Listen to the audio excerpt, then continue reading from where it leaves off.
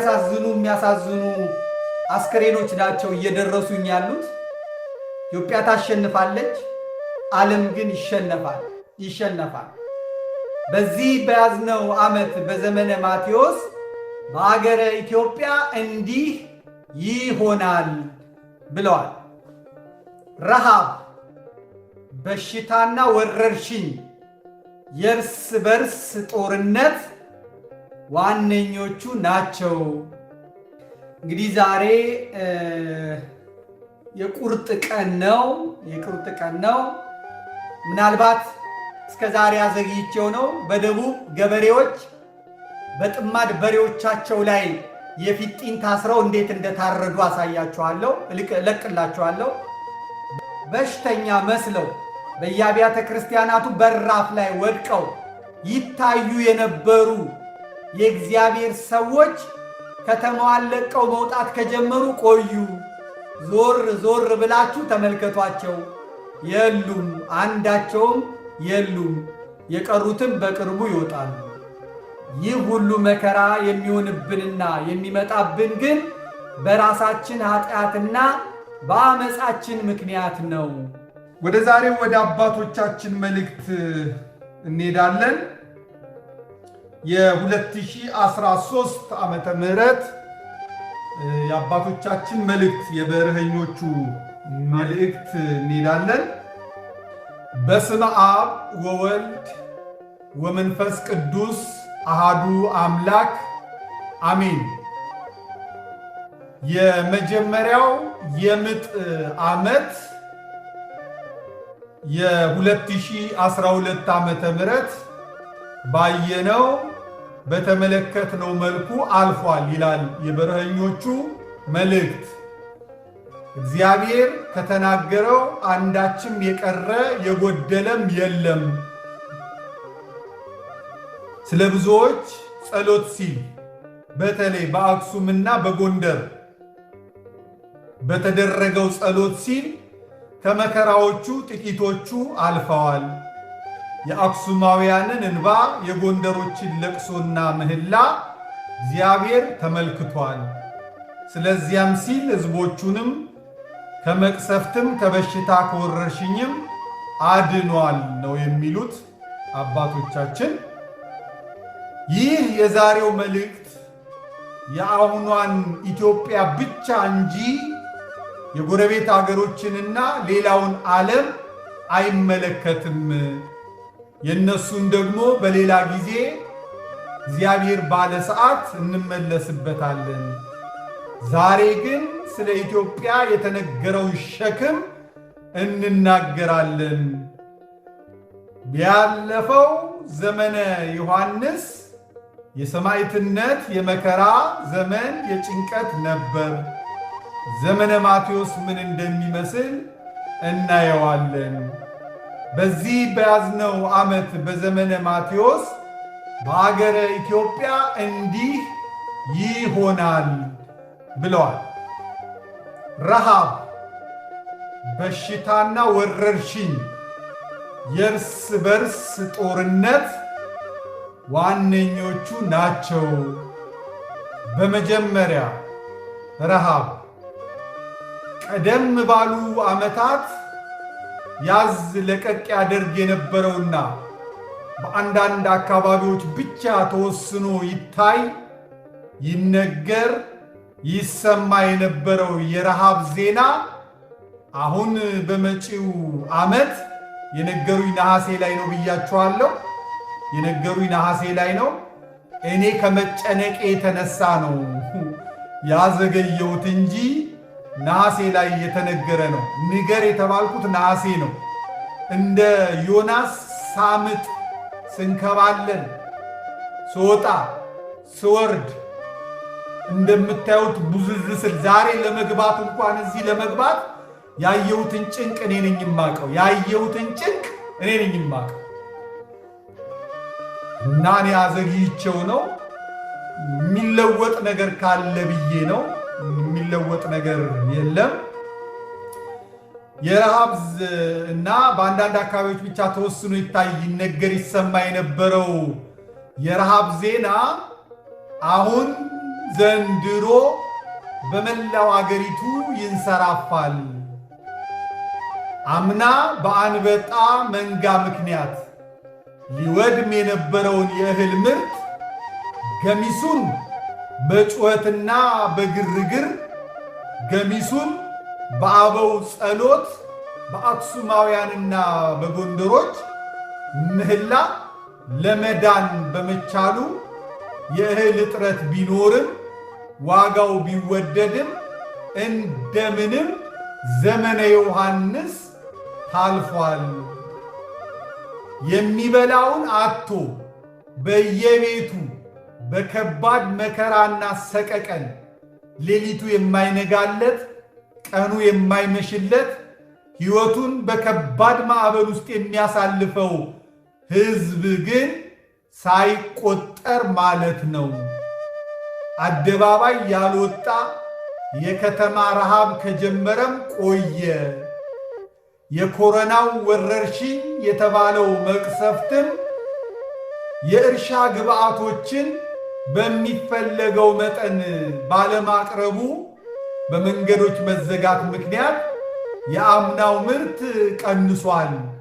እናም ዘንድሮ 2013 ዓመተ ምህረት ዘመነ ማቴዎስ ከበድ ያለ የረሃብ ጊዜን ማስተናገድ የግድ ነው። ጎርፍ፣ የአሕዛቡ ሰይፍ አምራቹን ገበሬ በሰቀቀን ውስጥ ከቶት አልፏል። ጦም ያደረው መሬት፣ እህል ሳይዘራበት ያለፈው መሬትም ቀላል አይደለም። ይሁነኝ ተብለው በተሰሩ የአምራች ኃይሉ የገበሬ መፈናቀሎች ምክንያት ገበሬው በጊዜ ዘር ባለመዝራቱ እርሻም ባለማረሱ ምርት የለም። በመከራ የተዘሩትንም ቢሆን አንበጣና ጎርፍም ተረባርበው የተዘራውን እህል አውድመውታል። በጌዲዮ በደቡብ የተዘራውን እህል በሜንጫ ጨፍጭፈውታል። በጎተራ የገባውንም እሳት ለኩሰውበታል። በአውድማ የተከመረውንም በእሳት አንድደውታል። የእህል ግፍ፣ የእህል ጡር ሁሉንም እኩል ዋጋውን ይሰጠዋል። እናም በዘንድሮ ዓመት ረሃብ ተጠባቂ ነው። የማይነቅዙ እህሎችንና ጨው አዘጋጁ። ለመትረፊያ በተዘጋጁ በየገዳማቱም ላኩ። ጾም፣ ጸሎት፣ ንስሐ፣ ሥጋው ደሙ አዘውትሩ። መፍትሔው ይሄ ብቻ ነው። የሰማችሁ ነው። ይሰማል፣ ይሰማል። ወደ ሁለተኛው ልመጣ ነው። ይሄ የረሃቡ ነው። ይሄ ረሃቡ ነው። ረሃብ አለ ነው የሚሉት። በሚገባ አስቀምጠውታል። በጥጋባችን ምክንያት የገበሬ እርሻ አውድመናል። የገበሬ እንዳያመርት አድርገናል። ማዳበሪያ እንኳን ያልቀረበላቸው አሉ። አምራች ገበሬውን ከእርሻው ላይ አፈናቅለናል። ምናልባት እስከ ዛሬ አዘግይቼው ነው። በደቡብ ገበሬዎች በጥማድ በሬዎቻቸው ላይ የፊጢን ታስረው እንዴት እንደታረዱ አሳያችኋለሁ፣ እለቅላችኋለሁ። በደቡብ አንድ ነገድ እንዴት እየታረደ እየጠፋ እንደሆነ አሳያችኋለሁ። በኢትዮጵያ መከላከያ ሰራዊት ከነስማቸው አዛዦቹን አርጌ ነግራችኋለሁ። ከነፎቷቸው እለቅላችኋለሁ። ገበሬ ድሃን የሚያበላ ከተማን የሚያጠግብ የሀገር ዋልታ የሆነ ገበሬ የዘር ማጥፋት ስራ እየተሰራበት ነው። በኦሮሚያ አይታችኋል፣ በባሌ አይታችኋል። የስንዴ አምራች ገበሬው በሙሉ ምርቱን ተቀምቶ እህሉን ተቀምቶ ከነጎተራው ከነአውድማው ተቃጥሏል። ከቆሻሻ ውስጥ ለቅመ የምትበላውን ታጣዋለህ። ስጋን ቆርጠ አርደ ራስን እጅን ቆርጠ ትበላለህ።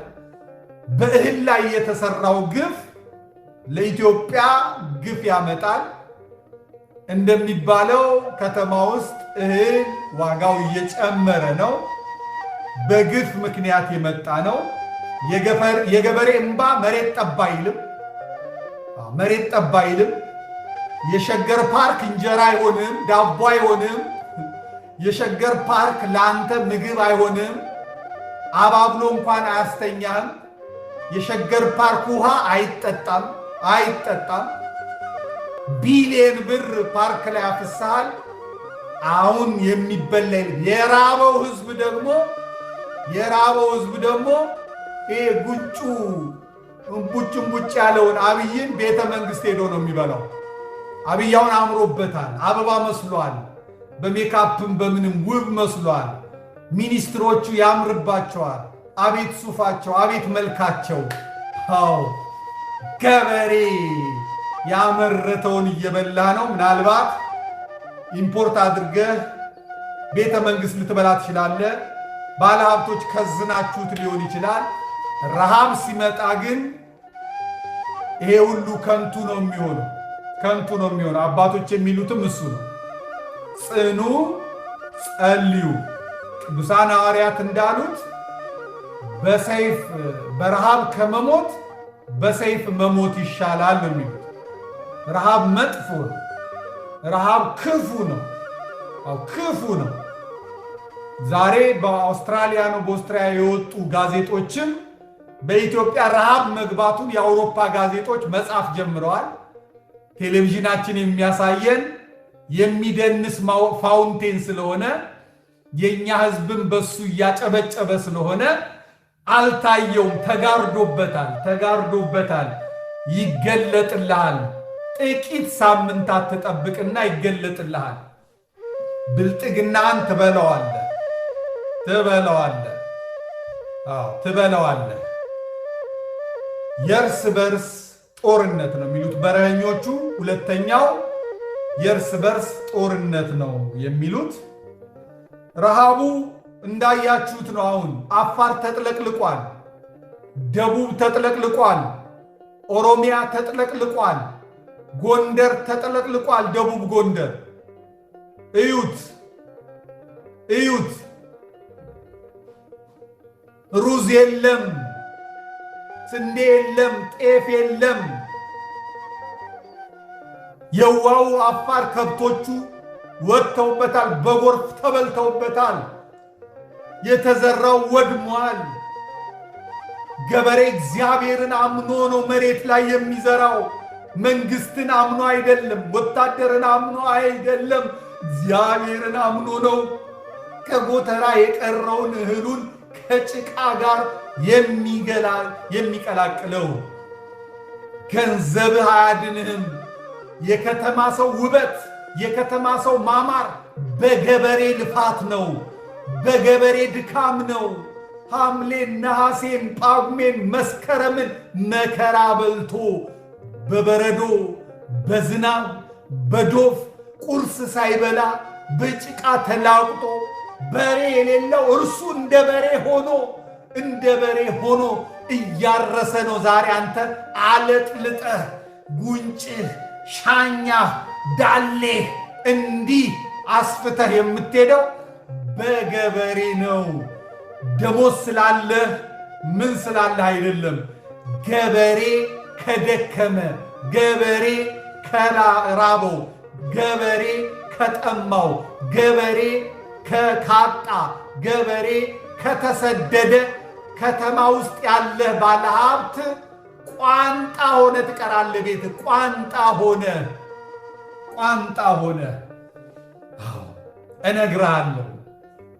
እነግርሃለሁ። ቧልት ይዘሃል። በየፌስቡኩ በየዩቲዩቡ ዳንስ ላይ ነህ፣ ጭፈራ ላይ ነህ፣ መጠጥ ላይ ነህ፣ ደስታ ላይ ነህ። ገበሬ እህሉን ጎርፍ አንበጣ እየታገለ እዛው ደግሞ ማሳው ላይ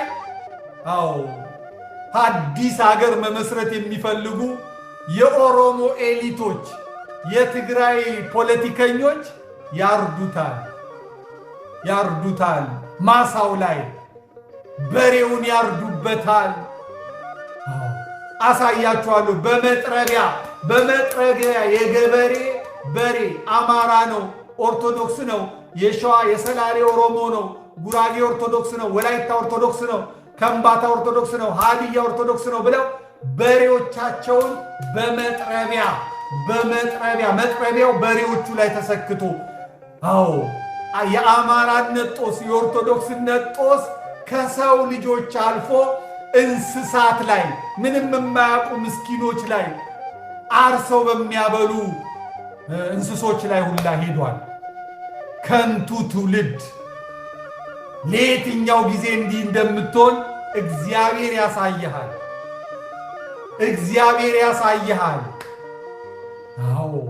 አትቆይበትም፣ አትኖርበትም፣ ለማናችንም አትሆንም። ግን የተገፋው የእግዚአብሔር ሕዝብ እንባው እግዚአብሔር ዘንድ ይደርሳል።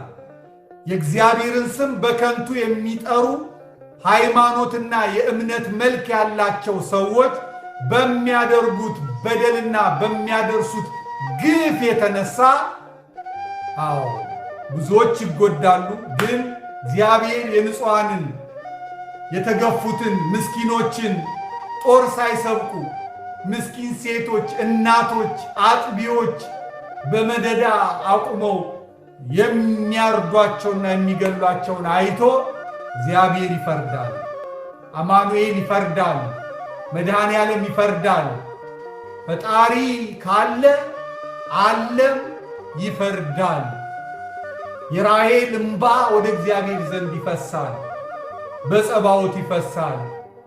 የሃይማኖት አባቶች የካዱት፣ ፖለቲከኞች የካዱት፣ ሀብታሞች ባለጸጎች የካዱት፣ የኢትዮጵያ መከላከያ ሰራዊት የካደው፣ የኢትዮጵያ ፖሊስ የካደው፣ እንደ ዜጋ ያልተቆጠረው ምስኪኑ አማራ ግፉን እግዚአብሔር ይመለከታል፣ ይፈርድለታል።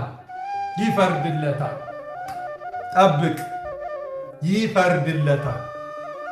ወደ ሁለተኛው እንገባለን። የእርስ በርስ ጦርነት አስቀድሞ እንደተነገረ አምና ተናግረዋል። ትዝ ይላችሁ እንደሆነ አስቀድሞ እንደተነገረ በተለይ በትግሬና በአማራ በኩል የማይቀር ደም አፋሳሽ ጦርነት ይደረጋል።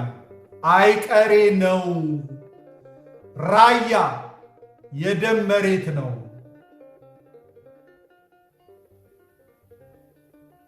ተጠቅሷል። እኔ አልነግርም። ወጣት የሚያልቅበት ነው። የሆነ ብሔር ወጣት የሚያልቅበት ነው። እኔ የዚህ ዘር አይደለሁም ብለው እስኪምሉ ድረስ ብዙዎች ያልቁበታል። በሆነ ምድር ወንድ ልጅ ብርቅ የሚሆንበት ጊዜም ይመጣል። ሩቅ አይደለም። እኔ አልጠቅሰውም። ምክንያቱም ከባዕዳን ጋር ወግኖ ኦርቶዶክስ ተዋሕዶ ቤተ ክርስቲያንን ሀገሩ ኢትዮጵያን ወንድሙ ዳሽ የድንግል ማርያም አስራት ሀገር ቅድስት ሀገር ኢትዮጵያን ሰንደቅ ዓላማችንን ወዘተ በድፍረት ለማጥፋት እንቅልፍ አጥቶ እየሰራ ያለ የነበረም ስለሆነ ምድር እስክታልፍ ድረስ ዳግም መሪ መሆን አይችልም። ስልጣንም እንደ ሰማይ ይርቀዋል። እጅግ ጥቂት የዘረኝነት መንፈስ የሌለባቸው የተመረጡ ከዋክብት ዳሾች ለትንሣኤው እንደተዘጋጁ ይታወቅ። አማራ ግን እንደ አንድ ነፃ የወጣ ሕዝብ ነውና ወደፊት የሚዘመርለት ይሆናል። የዛሬው መታረድ፣ የዛሬው መቃጠል፣ የዛሬው መሳየፍ ክብር ሆኖ ከክቡራን ጋር ይደምረዋል።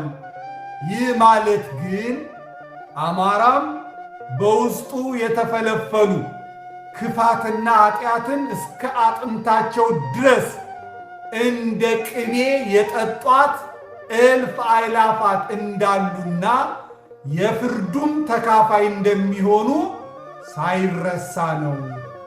በቅድስት አገር ኢትዮጵያ በሰንደቅ ዓላማዋ በተዋህዶ የሚያምኑና በንስሐ የተጠበቁ ሌሎች ኢትዮጵያውያንም ለትንሣኤው የተመረጡ ናቸው።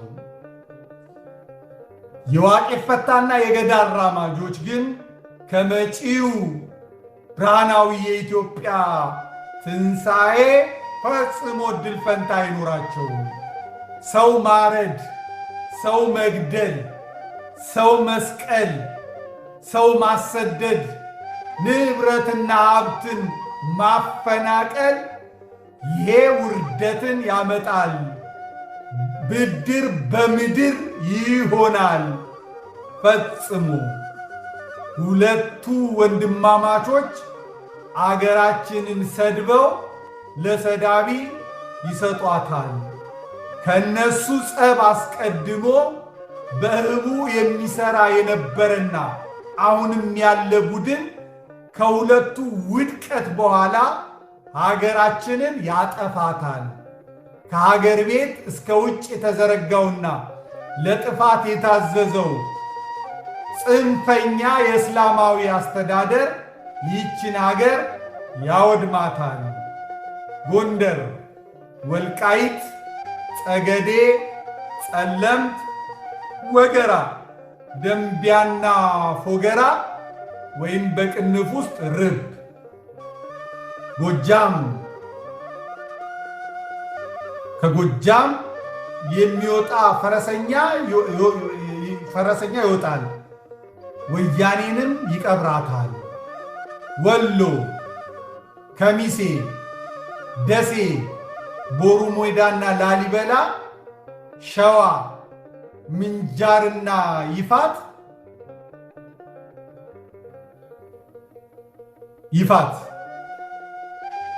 አዲስ አበባ አይ አዲስ አበቤ ተበላህ ባዳነች አቤቤ የአሩሲዋ እመቤት የጥፋቷ ዘንዶ በአራቱም በር ቄሮ አልሸባብ እስላማዊ ኃይሎችን የኦሮሚያ ልዩ ኃይል ፖሊሶችን ወዘተ በማሰማራት አዲስ አበባን በደም ጎርፍ ሊያጥቡልህ ነው። የሚዬ ምኒልክን ሐውልትም አደጋ ይገጥመዋል። መናገሻ ገነተ ጽጌ ቅዱስ ጊዮርጊስም እንዲሁ። የሚኒሊክ አደባባይ በደም ይጨቀያል። ታቦታት ከአሁኑ በስውር ከከተሞች በመውጣት ላይ ናቸው። ወደ ተዘጋጀላቸውም ስፍራ የሄዱ ታቦታትም አሉ። ደገኛ አባቶች ገነተ ጽጌ ቅዱስ ጊዮርጊስን እየተሳለሙ እያለቀሱና እያነቡ በመሰናበት ወደ ገዳማት በመሄድ ላይ ናቸው። ከዚህ በፊት እብድ፣ አረጋዊ፣ በሽተኛ መስለው በየአብያተ ክርስቲያናቱ በራፍ ላይ ወድቀው ይታዩ የነበሩ የእግዚአብሔር ሰዎች ከተማዋን ለቀው መውጣት ከጀመሩ ቆዩ። ዞር ዞር ብላችሁ ተመልከቷቸው። የሉም፣ አንዳቸውም የሉም። የቀሩትም በቅርቡ ይወጣሉ። እነሱ ይላሉ፣ በቅንፍ አሕዛብ ነው የሚሉት። ልክ እንደ ኦሮሚያው በቅድሚያ የሚያወድሙትን መዝግበው ይዘዋል። ሁሉም ድንገት ይሆናል። ሌሊት በድንገት ያደርጉታል። የተቀረው አካባቢም ቀደም ብለው የጀመሩትን አጠናክረው ቀጥለው በአራቱ ማዕዘን ዳር እስከ ዳር ያዳርሱታል። ምስራቃዊውና ደቡብ ምስራቃዊው የኢትዮጵያ ክፍል በአክራሪ ጽንፈኛ እስላሞች፣ ማዕከላዊው ደቡባዊና ምዕራባዊው የኢትዮጵያ ክፍል እንደ ሰደድ እሳት በሚዛመቱ የእርስ በርስ ጦርነቶች ሕዝብ ይተላለቃል። ይህ ሁሉ መከራ የሚሆንብንና የሚመጣብን ግን በራሳችን ኃጢአትና በአመፃችን ምክንያት ነው። አሕዛብ በአራቱም አቅጣጫ ወደ ኢትዮጵያ ይገባሉ። አስቀድመው የሶርያና የየመን ስደተኛ መስለው የገቡት የኔ ቢጤ መስለው የገቡትን ስራቸውን ይጀምራሉ። ዝርዝሩ በጣም ሰፊ ነው። ልክ እንደ ኦሮሚያው ጭፍጨፋ ወንዱን ሁሉ አብዛኛውን ጨርሰው ሴቱን ከክብር ያወርዱታል ይላል። ይሄ ሁለተኛው መልእክታቸው ነው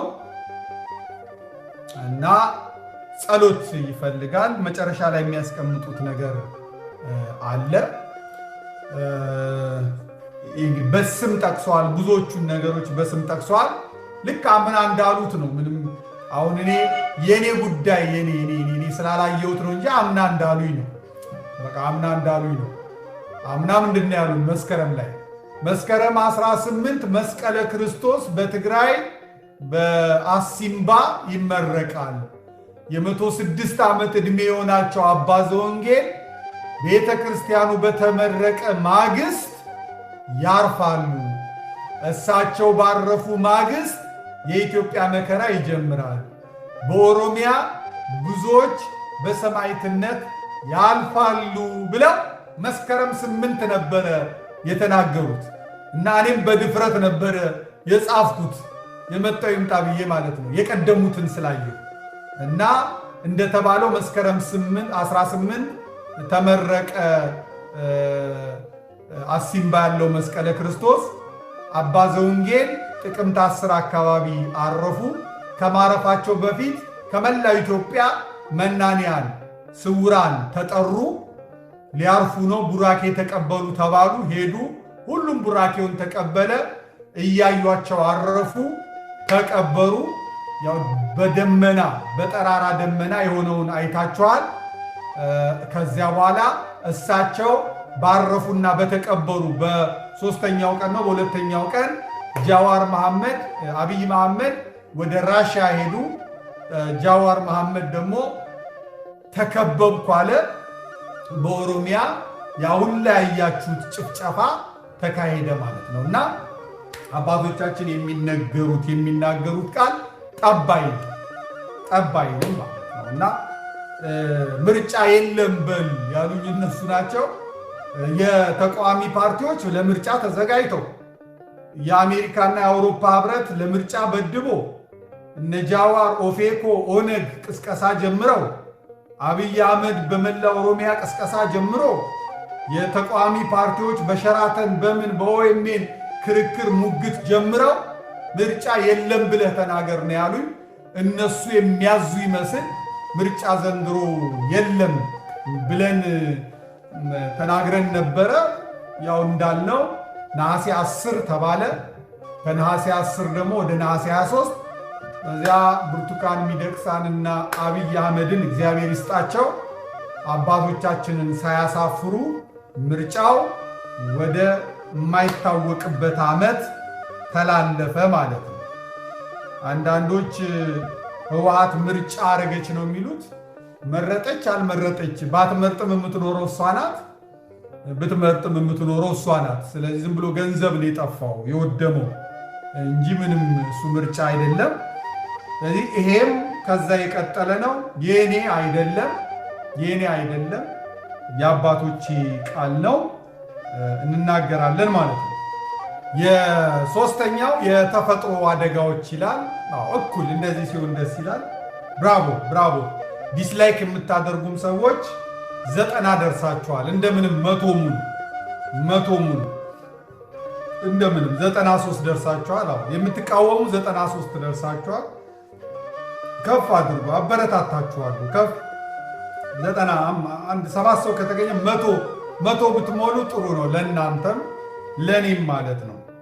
ዝም ብሎ 8900 ሰው ላይክ ሲያደርግ ጥሩ አይደለም። ለእኔ ጥሩ አይደለም፣ ለእናንተም ጥሩ አይደለም። 99 ደርሳችኋል። አንድ ሰው መቶ የሚሞላ 9000 ለ98 ደስ አይልም። 9000 ለ98 ደስ አይልም። 105 ደርሰዋል። ተመልከቱ፣ 105 ሰዎች ጥሩ ነው። 113 ደርሰዋል። መስማት አንፈልግም አንተን የሚሉ 115 ደርሰዋል። ቀነሱ ደግሞ ወጡ። መውጣት ጥሩ አይደለም። 106 ደርሰዋል።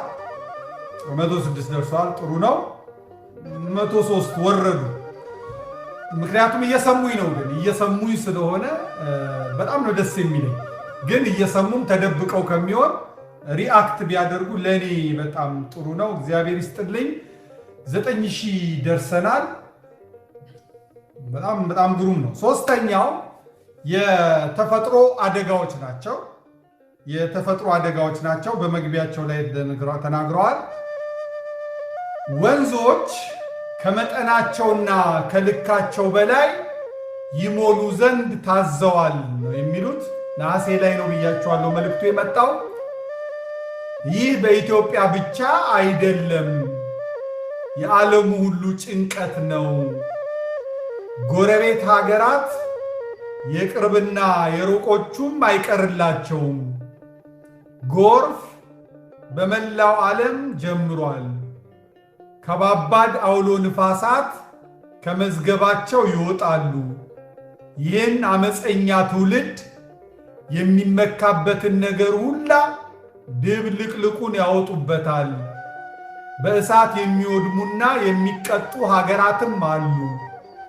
በድርቅ በረሃብ በቸነፈርም የሚቀጡ ሀገራት አሉ። አመፀኛዋ ምድር በፈጣሪዋ በእግዚአብሔር እጅ በሚገባት መጠን በሚገባት ልክ ትቀጣለች። ዘልዛላው ዓለም መግቢያ መውጫው ይጠፋዋል። የበጉ የኢየሱስ ክርስቶስ ደም ምልክት ያለባቸው ሥጋው ደሙ የተቀበሉ ግን በእሳት ውስጥ ይመላለሳሉ። በማዕበሉ ላይ ይዋኛሉ፣ ክፉም አያገኛቸውም። ለሰማዕትነት የተጠሩም በደስታ ሁሉን በክብር ይቀበሉታል። በኢትዮጵያ የሚፈጠረውን ክፍተት ተጠቅሞ ለጥቂትም ጊዜም ቢሆን ከአሕዛብ ወገን የሆነ ሊነግስ ይችላል። ከ1 ዓመት እስከ 1 ዓመት ተኩል የሚሆን ጊዜም ይራወጣል። አክሱም ጽዮንም ላይ ያለው ጥያቄ ይበረታል።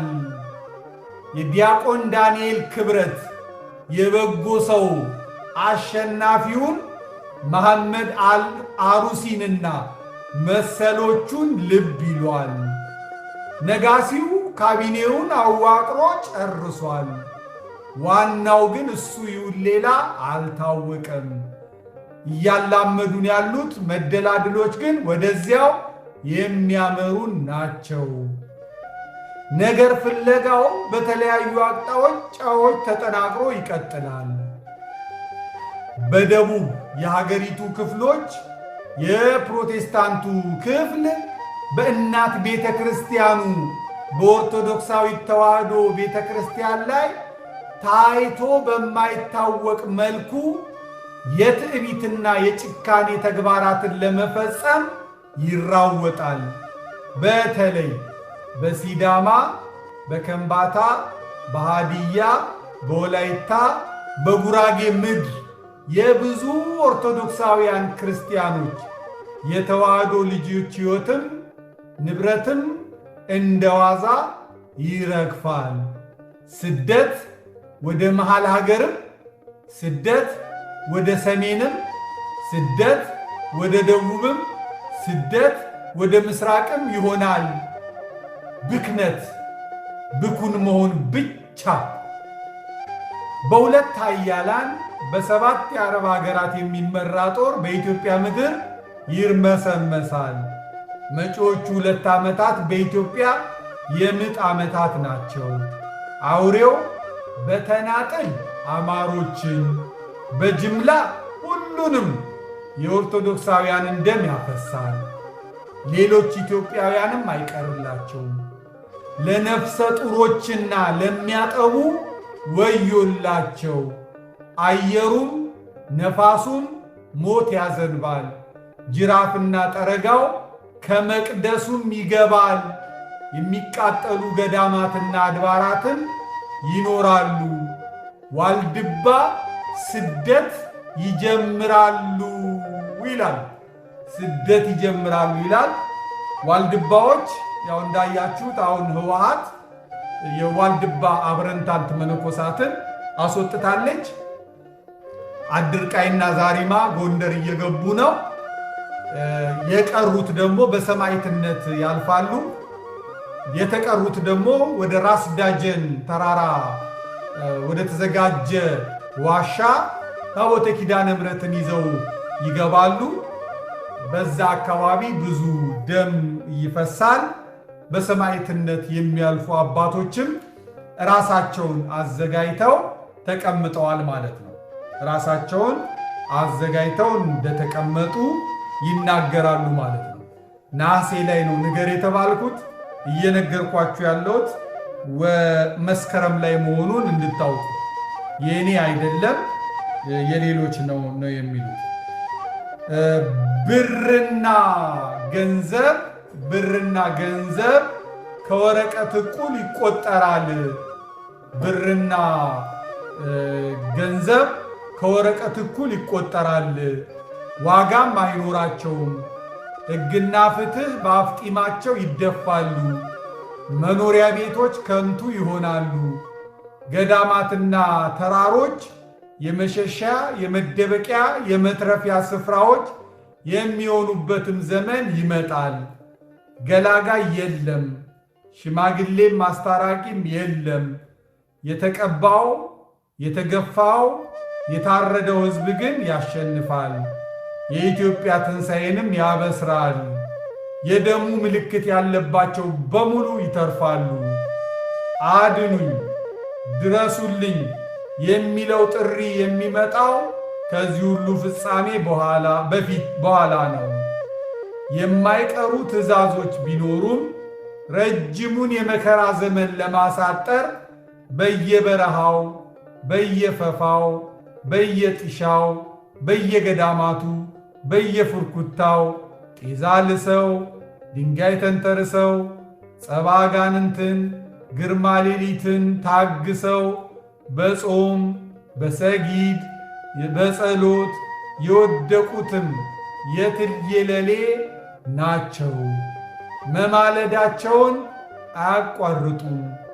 ሕዝቡ ግን አሁንም በቀረችው ሽርፍራፊ ሰዓት ንስሐ ይገባ ዘንድ ጥሪው አያቋርጥም። ክፉዎች ሰዎች ፍርድን አያስተውሉም። እግዚአብሔርን የሚሹ ግን ሁሉን ያስተውላሉ። መጽሐፈ ምሳሌ ምዕራፍ 28 ቁጥር 5። ብዙዎች ሰውነታቸውን ያጠራሉ፣ ያነጡማል፣ ይነጥሩማል። ክፉዎች ግን ክፋትን ያደርጋሉ። ክፉዎችም ሁሉ አያስተውሉም፣ ጥበበኞች ግን ያስተውላሉ። ትንቢተ ዳንኤል ምዕራፍ 12 ቁጥር 10። በሰው ልማድ ምንም እንኳን የምንመላለስ ብንሆን እንደ ሰው ልማድ አንዋጋም። የጦር ዕቃችንን ሥጋዊ አይደለም። ምሽግን ለመስበር ግን በእግዚአብሔር ፊት ብርቱ ነው። የሰውን ሐሳብ በእግዚአብሔርም ዕውቀት ላይ የሚነሳውን ከፍ ያለውን ነገር ሁሉ እናፈርሳለን። ለክርስቶስም ለመታዘዝ አእምሮን ሁሉ እንማርካለን። መታዘዛችሁም በተፈጸመች ጊዜ አለመታዘዝን ሁሉ ልንበቀል ተዘጋጅተናል። በፊታችሁ ያለውን ተመልከቱ። ማንም የክርስቶስ መሆኑን ተረድቶ ቢሆን ይህን እንደገና በራሱ ይቁጠረው። እርሱ የክርስቶስ እንደሆነ እኛም ደግሞ እንዲሁ ነን። ጌታ እናንተን ለማነጽ እንጂ እናንተን ለማፍረስ ያይደለ በሰጠው በሥልጣናችን ከፊት ይልቅ ብመካ እንኳ አላፍርም። በመልእክቶቼ የማስደነግጣችሁ አይምሰላችሁ። መልእክቶቹስ ከባድና ኃይለኛ ናቸው፣ ሰውነቱ ግን ሲታይ ደካማ ነው፣ ንግግሩም የተናቀ ነው ይላሉና እንዲሁ የሚል ይህን ይቁጠረው። በሩቅ ሳለን በመልእክታችን በኩል በቃል እንዳለን በፊቱም ደግሞ ሳለን በሥራ እንዲሁ ነን። ራሳቸውን ከሚያመሰግኑ ከአንዳንዶች ጋር ራሳችንን ልንቆጥር ወይም ራሳችንን ልናስተያይ አንደፍርምና፣ ነገር ግን እነርሱ ራሳቸውን ከራሳቸው ጋር ሲያመዛዝኑ ራሳቸውንም ከራሳቸው ጋር ሲያስተያዩ አያስተውሉም። ሐዋርያው ቅዱስ ጳውሎስ ለቆሮንቶስ ሰዎች በጻፈው መልእክቱ ሁለተኛ ቆሮንቶስ ምዕራፍ 10 ከቁጥር 3 እስከ 12 ያለው ቃል ነው። ይሄ ነው መልእክቱ። በእግዚአብሔር ቃል የተዘጋ ነው። እግዚአብሔር መለወጥ ይችላል። ሞትን ወደ ሕይወት፣ ጨለማን ወደ ብርሃን መለወጥ ይችላል። ግን አብዛኞቻችን የበግ የፍየል ጠባይ ነው ያለ። ጌታ ምን አለ? ጻድቃንን በቀኙ ኃጥአንን በግራው ባቆመ ጊዜ ያቆማል። በጎችንና ፍየሎችን አድርጎ በግራና በቀኝ የቆሙትን በማቴዎስ ወንጌል ላይ ይነግረናል። በዳግም ምጽአት ጊዜ ስለሚሆነው ማለት ነው። እና ግራና ቀኝን ረጅም ነው ትንተናው፣ ይተነትነዋል። በግና ፍየል ያላቸውንም ኃጥአንን በፍየል ጻድቃንን በበግ የመሰለበትን ምክንያት ይናገራል።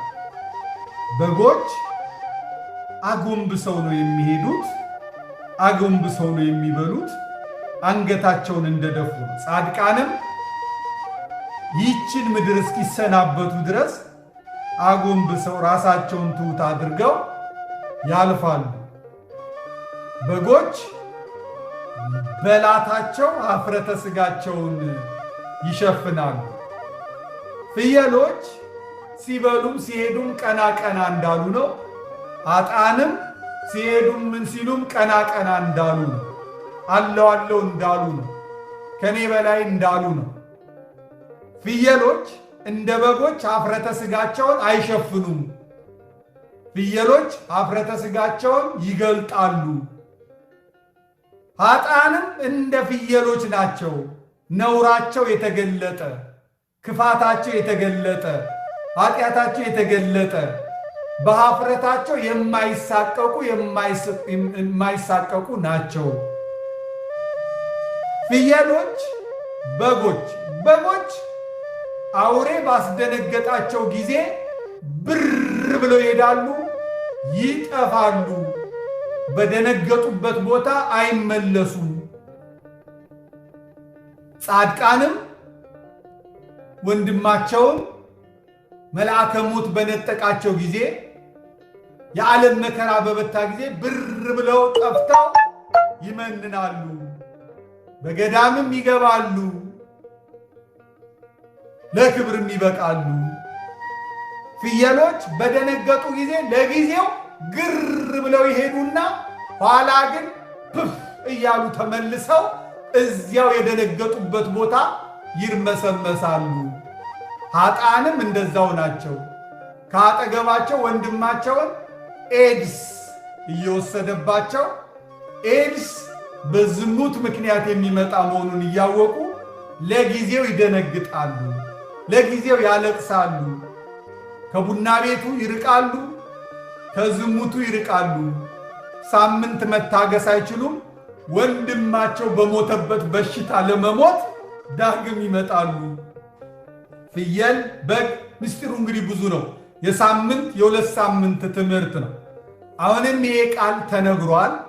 ይሄ ቃል ሲነገር የሚያሾፍ አለ፣ የሚያላግጥ አለ። ስለሌላው አያገባንም። አሁን እምነቱ ያልሆነ እዚህ ውስጥ ገብቶ የሚሳደብ መብቱ ነው። እሱን የግድ አንለው። እሱን የግድ የምንለው ነገር የለም። የምንናገረው ለእናንተ ነው።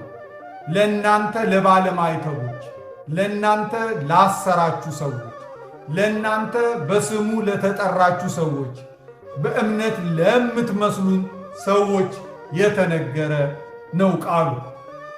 ብትሰሙ ስሙ። ውጤቱ አልቅስ አይደለም፣ ተጨነቅ አይደለም፣ ተጠበብ አይደለም፣ በቃ ማለት አይደለም። ራስን በካህን ማስመርመር፣ ወደ እግዚአብሔር ቤት መቅረብ፣ በንጽህና መኖር፣ ወደ ቀልብ መመለስ፣ መነጋገር፣ የእግዚአብሔርን ኃይል የተነጠቅነውን የእግዚአብሔርን ኃይል በዝሙት፣ በመጠጥ፣ በሌብነት፣ በስካር፣ በሟርተኝነት፣ በዘፋኝነት፣ በአመንዝራነት፣ በጸብ፣ በክርክር፣ በጥንቆላ፣ በአስማተኝነት የተነጠቅነውን ያን የቀደመ ክብር፣ ያን የቀደመ ጸጋ፣ ሞገስና አክሊል እናገኝ ዘንድ በንስሐ መታጠብ። ድፈር፣ ተነስ፣ ጫትህን ትፋ። የአሕዛብ ነው፣ የፍየል ነው። አንተ ክርስቲያኑ፣ አንቺ ክርስቲያኗ የሚገባሽ አይደለም። ሺሻሽን ስበሪ፣ ስበር። ሰክረ ቱቦ ውስጥ መውደቅህን አቁም። ከሚመጣው ፍዳና እሳት ትድን ዘንድ ማለት እንመለስ፣ ማይተባችንን እንሰር ነው። አሁን ተስፋ ተጥሎበት የነበረው የሱማሌ ክልል ነው። አሁን ከደጋሃቡር ይሁን ከየት መስቀል የሚያከብሩበትን ቦታ የከተማው ከንቲባ መጥቶ ሽንት ቤት ቆፍሮበታል። ሽንት ቤት ይሰራ ብሎ ክርስቲያኖቹ ሲጠይቁ ሂዱ ከዚህ ተብለዋል። ስለዚህ ከምስራቅ ችግር ይመጣል ማለት ነው። ክርስቲያኖቹ ለእኔ መልእክቱን ልከውልኛል። በጣም ያሳዝናል። በጣም አቡነ ሕርያቆስ ከደቡብ አፍሪካ ተመልሰው በሆሳዕና እንዴት እየሆኑ እንዳሉ አይታችኋል። የራሳቸውን የጥምቀት መሬት፣ የቤተ ክርስቲያኒቷ የጥምቀት መሬት ተወስዷል። መጪው መስቀል ነው፣ አታከብሩም ተብለዋል። የተሰጣቸውን መሬት ተነጥቀዋል።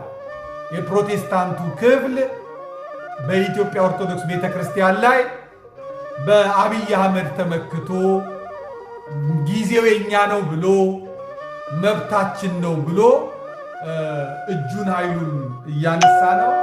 እስከ መቼ ነው የሚለውን እንግዲህ አብረን የምናየው ይሆናል ማለት ነው። በላይ በሰሜንም የምታዩት ነው። በዚህ በቤኒሻንጉልም ቅድም የነገርኳችሁ ነው። ያው ምንድን ነው የሚሆነው? ምንም የምናደርገው ነገር የለም። ይኸው ነው። በመጨረሻም መልእክት አለኝ። የራሴ ነው ይሄ የራሴ ነው። የአባቶችን ጨርሻለሁ። እግዚአብሔር ምሕረቱን ያምጣልን። ወደ ገዳማት እህል ላኩ ተብሏል። ወደ ገዳማት እህል መላክ ነው። ራሳችሁን በጾም ማዘጋጀት ነው። በጸሎት ማዘጋጀት ነው።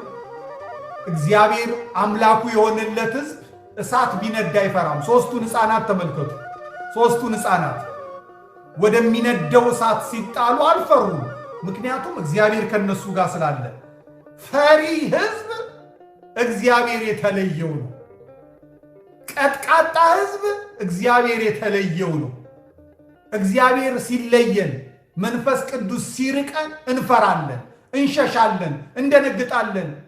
ፊታችን ያሉትን ሕፃናት እያሰብን፣ በክንዳችን የታቀፍናቸውን እንቦቆቅላዎች እያሰብን እንትን እንላለን፣ እናስባለን፣ እንናገራለን፣ እንጨነቃለን። ግን አይደለም፣ እንደሱ አይደለም። ክርስቲያን አይፈራም። ክርስቲያን እግዚአብሔር የቀረበው አይፈራም። ሕፃኑ ቂርቆስንም መመልከት እንችላለን።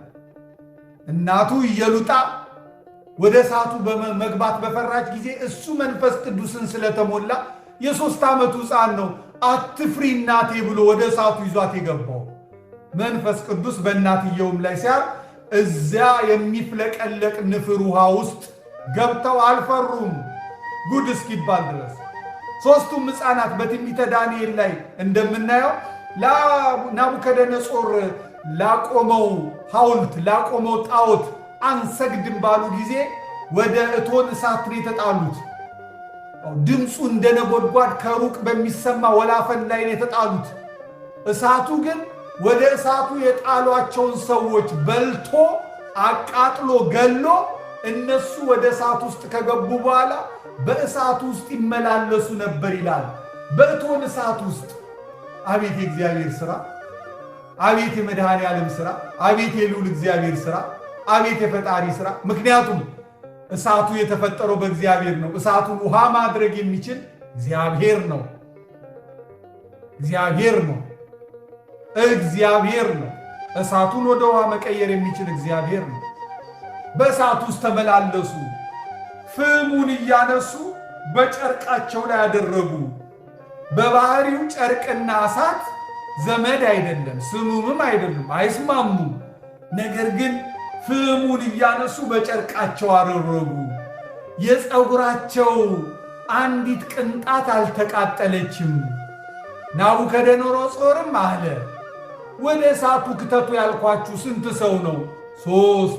ታዲያ እኔ የማየው አራተኛው የእግዚአብሔር ልጅ የእግዚአብሔር ሰው ማን ነው ብሎ እስኪጠይቅ እስኪደነቅ አራተኛ ይታየኛል አለ።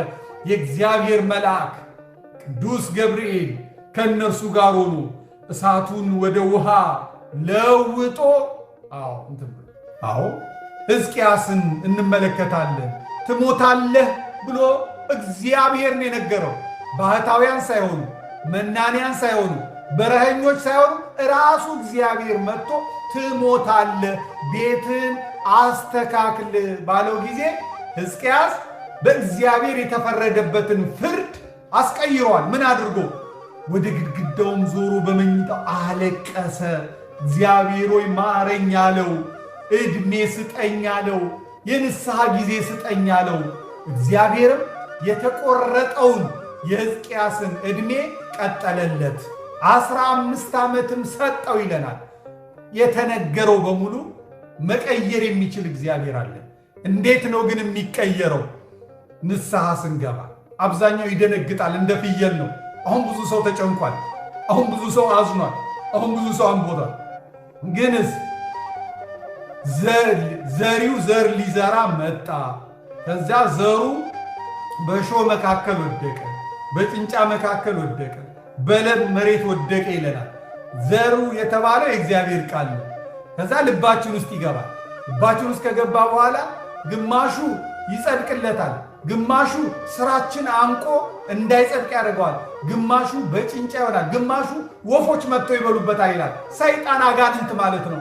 ልባችን ውስጥ ቀርቶ ወደ ንስሐ እንዳንገባ፣ ወደ ሥጋው ደሙ እንዳንቀርብ፣ ወደ ካህን እንዳንቀርብ ከልባችን አጋንንት ይወስደዋል። ስለዚህ ከዚህ ቪዲዮ በኋላ ነገር ዓለሙን ረስቶ ቢራውን ከፍቶ ሲጋራውን እየማገ ሐሺሹን እየማገ ሺሻውን እየማገ ዝሙቱን እየሰራ በቀደመ መንገዱ ይመላለሳል። ለጊዜው ግን እንደ ፍየል ነው፣ ደንግጧል። በኋላ ግን ይመለሳል። ስለዚህ ሁላችንም ዓለም ኃላፊ ናት። በአንድነት እንቁም። እየታረዱ ላሉት ፍትህ እንጠይቅ፣ እናልቅስ፣ እንጸልይ፣ ወደ እግዚአብሔር እንመለስ። እግዚአብሔር ቸር ነው። እግዚአብሔር መሐሪ ነው። እግዚአብሔር ይቅር ባይ ነው። ስለ ሕፃናቱ ሲል፣ ስለ ምንም ስለማያውቁት ሲል፣ ስለ እንስሳቱ ሲል፣ ስለ አረጋውያኑ ሸሽተው ሩጠው ማምለጥ ስለማይችሉት ሲል እግዚአብሔር ይቅር ይበለን። እግዚአብሔር ይማረን። ኢትዮጵያን በቃሽ ይበላት። አባቶቻችን ታላላቆቻችን በሰሩት ግፍ፣ እኛም በሰራነው ግፍ ሕፃናት ልጆች ምንም የማያውቁት ምንም አይደረጉ። የመሪዎቻችንን ልቦና ይለውጥልን እግዚአብሔር።